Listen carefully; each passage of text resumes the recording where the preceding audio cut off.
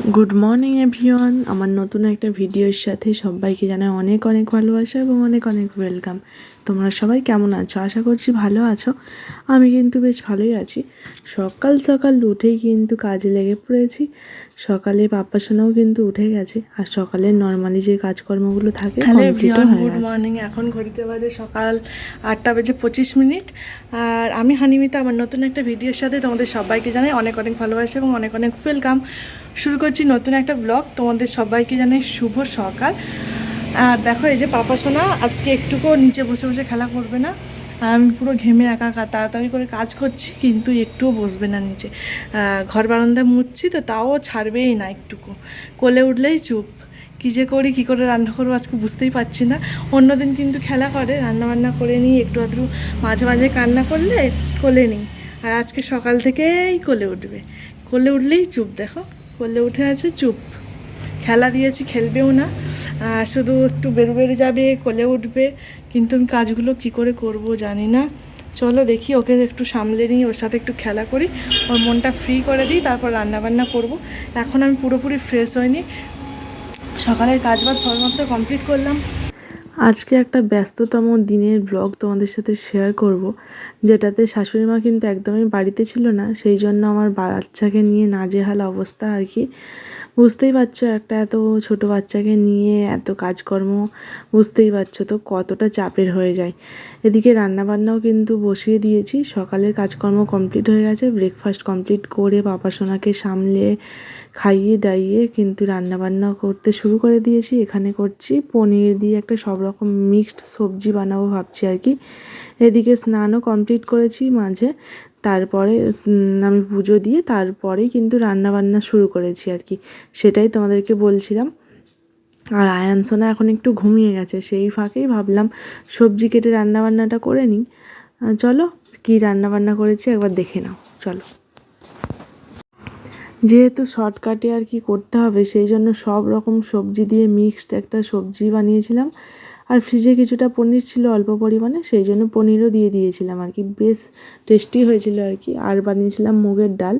রান্নাবান্নাও complete হয়ে গেছে। এদিকে পাপা সোনাও কিন্তু ঘুমো দিচ্ছে, সেই জন্য ভাবলাম সেই ফাঁকে যতটা কাজকর্ম কমপ্লিট করা যায় ততটাই করে নিই। দেখো এই যে পাপা সোনা ঘুমো দিচ্ছে বলেইছিলাম, কিন্তু উঠে গেছে।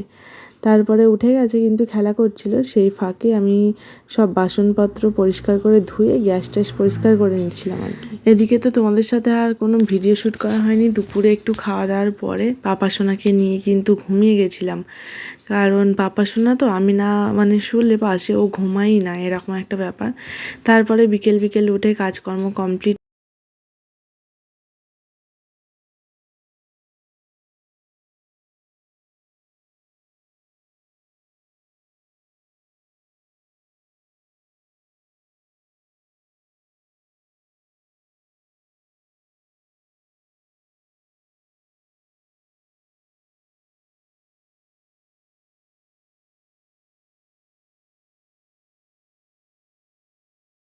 ভাবছিলাম বানাতে পারবো কি পারবো না, ভালো হবে কি হবে না, তাও যতটা পারছি বানাচ্ছি। খেতে ইচ্ছে করলে কি করব। আর এদিকে পাপা সোনাকে দেখাই, চলো ও কি করছে। আয়ান বেবি, কে এটা?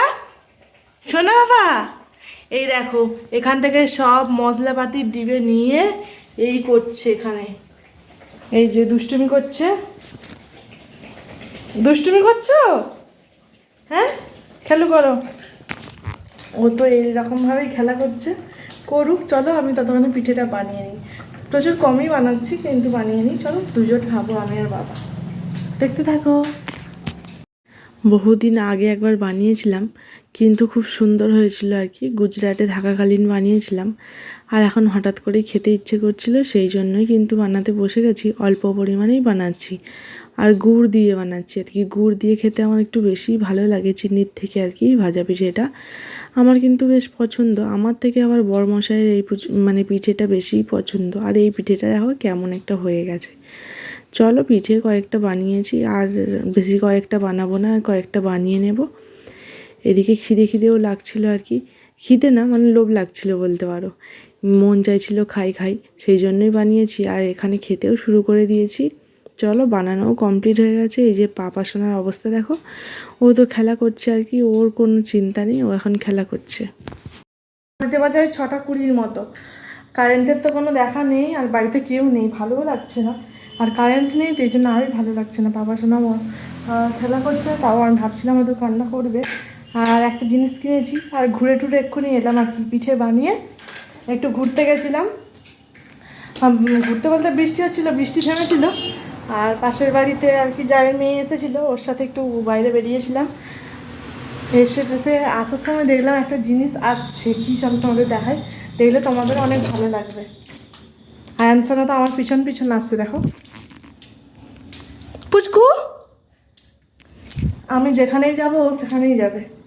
আর পিঠে তো বানিয়েছি ওই 10টা-12টার মতো হয়েছে। আর দেখো ফুচকা,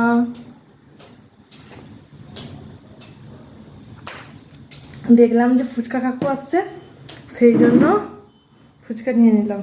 আর আয়ানসানার অবস্থা দেখো তোমরা, তার দাদু বাজার করে নিয়ে এসেছে ব্যাগ, এইগুলো এখন টানাটানি করছে, ভাবছে কি আছে, ওর তো পর্যবেক্ষণ করতে হবে। চলো আগে ফুচকাগুলো খেয়ে নিই, তারপর তোমাদের সাথে কথা হচ্ছে। আর এই কাকু ভীষণ ভালো টেস্টি ফুচকা বানায়, জানো তো, আমার তো জিভে জল চলে আসছে।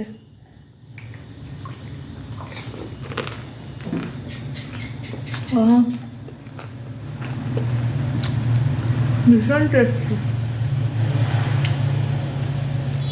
আর বহুদিন পর এরকম ফুচকা খেলাম, সেই জন্য আরও ভালো লাগছে।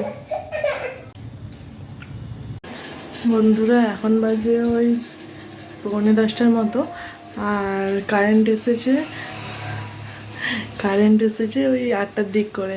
আর পাপা সোনার দিকে ওই যে ঘুমিয়ে গেছে, খাওয়া দাওয়া হয়ে গেছে, আমি শুতে চলে এসেছি, কারণ সকাল সকাল আবার উঠতে হবে, সেই জন্য। চলো বন্ধুরা, আজকের ভিডিওটা কেমন লাগলো অবশ্যই জানিও। আর যদি ভিডিওটা ভালো লেগে থাকে তাহলে অবশ্যই আমার চ্যানেলটিকে সাবস্ক্রাইব করে আমার পাশে থাকবে। আর অবশ্যই সাবস্ক্রাইব করে পাশে থাকা বেল আইকনটি ক্লিক করে দিও। দেখা হবে নেক্সট ভিডিওতে নতুন ব্লগের সাথে। আর আমার ভিডিওটা কেমন লেগেছে অবশ্যই তোমরা কমেন্ট করে জানাতে পারো।